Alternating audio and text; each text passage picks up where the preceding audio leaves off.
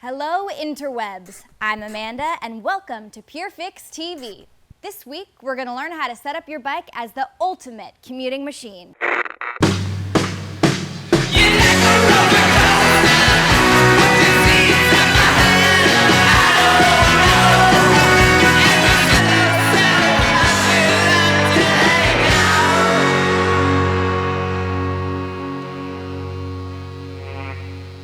I'm here in the workshop with George again. How's it going, George? How's it going, Amanda? If someone just bought a bike and they plan on using it mostly for commuting, what's the best way to set it up for them? I can show you a few things that I've done to this bike that makes it a perfect commuter. Great.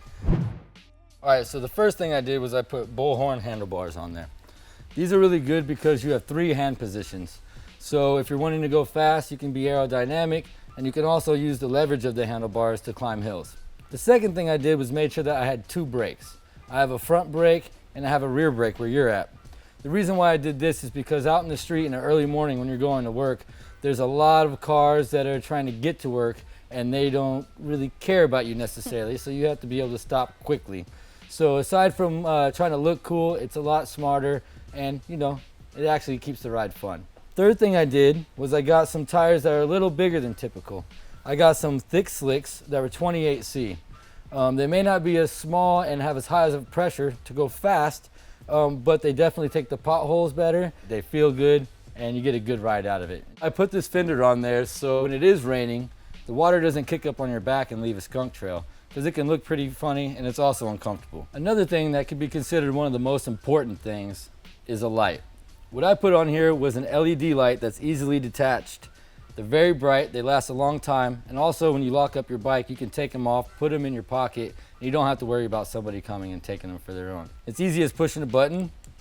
You have a white for the front and you have a red for the rear. If you press the button again, you get flashing, catches more attention to the driver's eye. So another thing that you could bypass, but I think it's a smart move, is to get a deep wheel set. These are 50 millimeters. What these do is they cause more stiffness in the wheel.